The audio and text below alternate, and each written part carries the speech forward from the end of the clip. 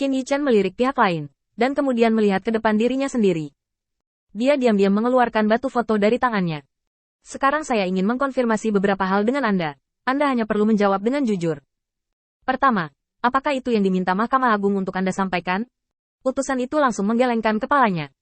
Tidak ada hubungannya dengan Mahkamah Agung. Ini aturannya. Qin Yichen mengatupkan mulutnya dengan tidak sabar, maju selangkah, dan melingkarkan lengannya di bahu malaikat, dan bahkan nadanya menjadi tidak menyenangkan. Aku ingin kamu menjawab dengan jujur. Aku tidak menyuruhmu untuk licin denganku di sini. Kamu bahkan tidak melupakan aturan yang ditetapkan oleh pengadilan. Kan, siapa yang memberitahumu bahwa utusan itu dapat memerintahkan penguasa kota untuk melakukan sesuatu? Siapa yang memberimu hak? Mendorong utusan itu pergi dengan paksa, Qin Yichen menepukkan abu yang tidak ada di tangannya dengan ekspresi jijik. Seolah-olah apa yang baru saja dia sentuh bukanlah utusan ilahi yang menyendiri, tetapi sampah yang sangat kotor. Dalam tampilan mengejek Qin Yichen, utusan itu tiba-tiba dibujuk. Dia dengan cepat mengubah nada suaranya. Itu adalah kata-kata dari Mahkamah Agung Tuhan. Baru saat itulah Qin Yichen melihat utusan itu lagi, dengan tatapan menghina. Akan lebih baik untuk mengatakan yang sebenarnya lebih awal, dari mana begitu banyak hal berasal. Kedua, apakah kamu meninggalkan sebidang tanah di sana untukku membangun istana? Utusan itu ragu-ragu untuk sementara waktu, tetapi dia mengangguk, tidak menemukan trik di dalamnya. Ya. Qin Yichen tersenyum dan menjilat bibirnya. Ketiga, apakah ada persyaratan untuk gaya itu?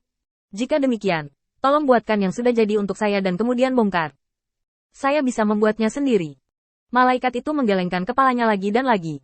Tidak. Bahkan jika utusan itu memeras otaknya di malam hari, dia tidak tahu bagaimana membangun istana di tempat kentut seperti itu. Ini awalnya rencana menjijikkan Qin Yichen, dan mereka tidak banyak berpikir. Qin Yichen mengangguk. Aku sudah selesai menanyakan apa yang ingin aku tanyakan, lalu aku akan pergi memperbaikinya. Tidak sampai utusan itu mengangguk, Qin Yichen menyingkirkan batu pengambilan foto dan dengan tenang datang ke tempat dia mencapai kepalanya dalam 2 langkah. Melihat sekeliling, ukuran ini tepat untuk membangun kandang anjing. Memikirkannya, inilah efek yang diinginkan Mahkamah Agung. Tidak peduli seberapa arogan Anda di luar, karena Anda ingin mempertahankan keharmonisan yang dangkal dengan Mahkamah Agung, Anda tidak dapat melanggar aturan.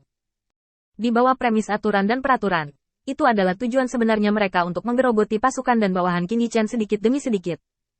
Qin Yichen melihat sekeliling, mengetuk jarinya secara diam-diam beberapa kali, dan memutuskan untuk melakukannya di malam hari. Lagi pula, tidak ada perasaan terkejut ketika Anda memulai tangan di siang hari. Setelah memikirkannya, Qin Yichen berjalan langsung keluar istana. Secara kebetulan, ini adalah kediaman Tuan Kota Ting Feng, yang juga dikecualikan. Awalnya, tidak ada banyak ruang terbuka di lereng gunung, dan lokasi di tepi jelas cocok untuk mereka yang dikecualikan. Apakah Anda mendengarkan Tuan Kota Feng? Saya di sini untuk berkunjung. Lagi pula, kedua kota kita tidak berjauhan, jadi kita harus berkomunikasi lebih banyak pada waktu itu. Qin Yichen memandang pintu di depannya dengan ringan, dan setelah beberapa saat, mendengarkan Master Kota Feng Feng dan berjalan keluar perlahan. Yo, bukankah ini penguasa kota dari kota reruntuhan? Masuk dan duduklah.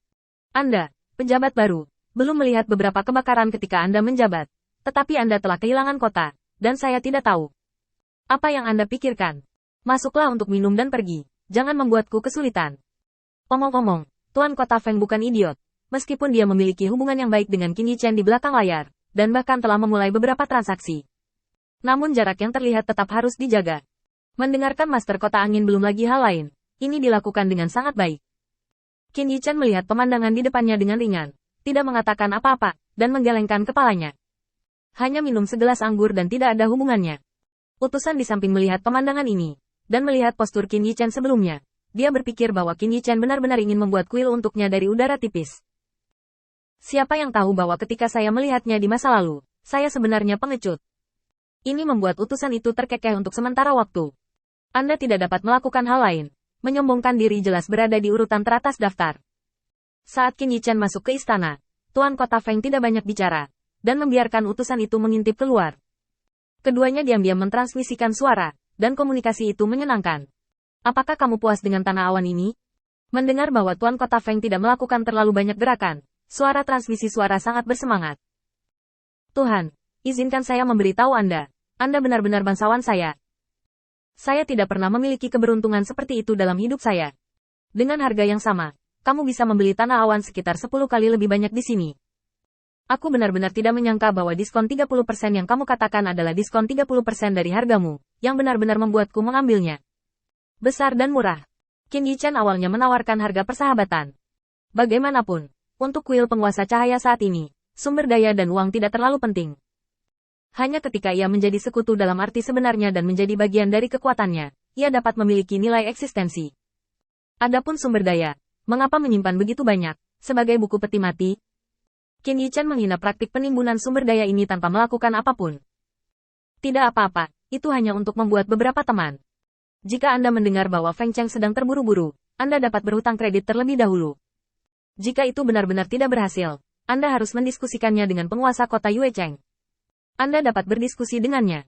Berikan saja saya bahan untuk memurnikan tanah awan, dan aku akan memberimu tanah awan. Langkah Qin Yichen dapat digambarkan sebagai sangat mewah. Mendengar itu di jantung Wind City Lord adalah musik rahasia. Sumber dayanya masih cukup. Sekarang saya diam-diam telah memperluas kota Ting Feng hingga setengahnya. Beri saya 1 atau 2 bulan lagi, dan kemudian saya akan mengundang Anda untuk berkunjung. Qin Yichen juga merasa lega. Seperti yang diharapkan dari orang yang dia pilih, dia sangat peduli dengan kebangkitan.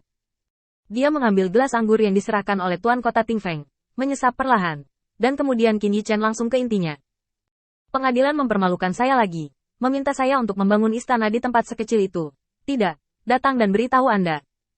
Mendengarkan Feng Chengzu terdiam sesaat, lalu tiba-tiba menatap Qin Yichen. Katakan saja apa yang ingin kamu lakukan. Tidak masalah jika kamu menghancurkan tempat ini. Karena Qin Yichen telah memberinya kemudahan yang luar biasa. Apa istana kecil ini? Setidaknya dia masih penguasa kota yang dianugerahkan oleh Mahkamah Agung Ilahi, dan tidak mungkin melihatnya menderita apapun yang terjadi. Jika itu masalah besar, hanya merasa sedikit dirugikan dan menangis tentang kerendahan hati Anda di depan Mahkamah Agung. Lagi pula, setelah bertahun-tahun, bukankah ini yang diinginkan Mahkamah Agung? Namun, Qin Yichen dengan cepat menggelengkan kepalanya. Bukan itu maksudmu, kamu salah paham. Maksudku, aku mungkin mulai membangun istana malam ini, dan mungkin akan sedikit bising. Sebaiknya kau bersiap terlebih dahulu. Kata-kata bijaksana Qin Yichen menggerakkan Tuan Kota Ting Feng untuk sementara waktu. Tetapi pada saat yang sama, dia juga memiliki banyak keraguan. Tidak, di tempat sebesar itu, apa yang kamu lakukan? Qin Yichen tersenyum dan meminum semua anggur di gelas dalam satu tegukan. Jangan khawatir, aku punya solusinya.